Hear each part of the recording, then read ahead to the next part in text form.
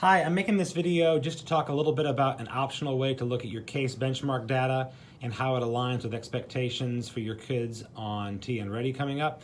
I know we're all trying to figure out how we want to use the next couple days getting into Tuesday, and then find out ways that the information cases provided can inform our moves and our teaching and coaching going forward. So I want to provide an optional way that you might look at it and maybe point out some things of interest. A disclaimer that this is not something anybody's asked me to do. I just find it to be fascinating and I'm into this stuff, and hopefully in the way of a collaborative, collegial tone, I can share this and you can watch as much or use as much as little as you want, but it's totally just something I think is helpful for at least our purposes as we evaluate where kids are, where we want them to be. I apologize first, you're looking at this fake oak desk here.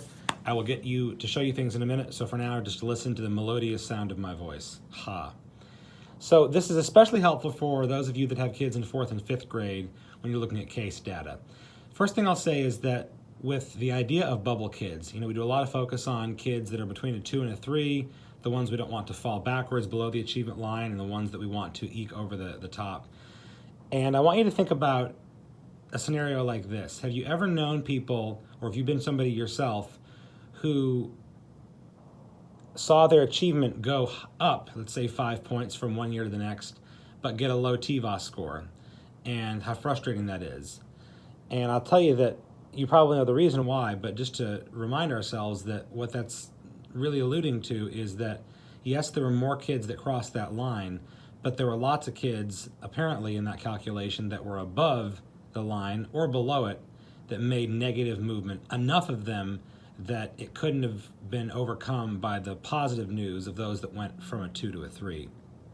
So why does that matter to CASE? And I'll tell you why, because there's a really good, readily available resource that you can use to compare your CASE projections versus your where you want to be. And so I'll do that first. First thing I'll say is you should go and you should print out your rosters. And so what I've done here is I've covered the names up, but I print off the rosters of all the kids who took each test in 4th and 5th grade, and then I copied and pasted the projected achievement level that CASE says they should have. So you could almost ignore this column, the percent correct, but the achievement level is the correct one. I've covered the names up over here. So do that. The next thing, go over to your TVOS site and log in. I'll show you where you want to go next. You want to go over to reports, projection summaries, and let's pick 5th grade, for example. I'll try to quickly get off names. And then go to, let's say you're looking at the report for, English Language Arts on track. Try to cover up names here. So down here, you'll see that there are, you click one of these numbers. So these are 37 of the students have a predicted score. The likelihood that they will be on track, a level 3, 37 of them have a chance greater than 70%. Let me just click on one though. Try to hide the names here. So these are all student names to my left. I'm trying to maintain privacy, but if I click on, let's say, this child here, and then I look. So based on, this child's history in 3rd grade and 4th grade, the state predicts they will score, the blue line is on track, a 3, somewhere between a 3 and a 4. It is believed that they will score between a 3 and a 4. So for my purposes, I'm going to convert that over. We'll call that a 3. If they were down here around the blue, we might call that a 3 minus. Way up high, beneath the green, a 3 plus, etc. And I'm going to convert that in a way that I can use it. And I'm going to put it on my sheet next to their projected level. So let's pretend that I have a child who's projected on CASE to be a 1 plus, but the state believes they should be a 2 plus from the website I just showed you. If that is the case, then this indicates that this child today, if the test were today, and now we know we have 46 days or whatever left to instruct, however many it is, but if it were today, this child would score below what the state believes they should. And when I say should, probably what would earn that child a 3 on the 1 to 5 scale. And then that gets disaggregated over many students and compounded, it's probably a better word. And so what I start doing is I look at a whole picture here. And I think that, so worse than expected, as expected, higher than expected, projected level of 4, state only projects a 3, and I count them up. So I make a column and I count how many are above, how many are at, and how many are below their expectation. And then I give myself a net. So I know, we'll disregard the 11 for a moment, and I'll say 49 minus 21, we have a net gain of 28. That's really positive.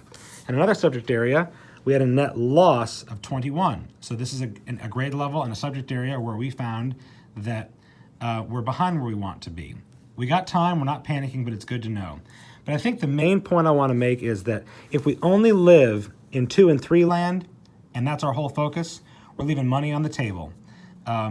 We've got to maybe put a hole in this bubble concept and think about kids outside of that realm, especially the ones that are already proficient or advanced or on track or mastered. I'm using old terms there, I'm sorry. For example, this child here, let me find one that fell back.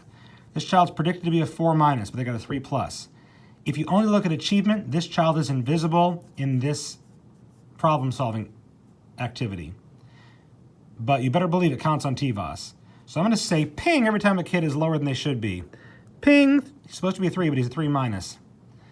Ping, ping, ping, ping, ping, ping, ping. Right? See what I'm doing here? These are all kids I could ignore in my next couple of weeks if all I think about is bubbles.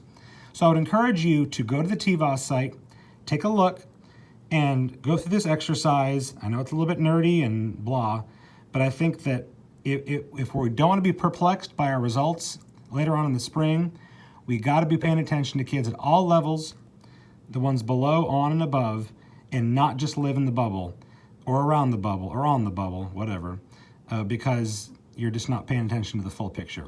Hope this makes some sense. If it doesn't and you didn't like this video, send me an invoice and we'll work it out together. Hope you have a great weekend and a week, and good luck with all your data crunching. Bye-bye.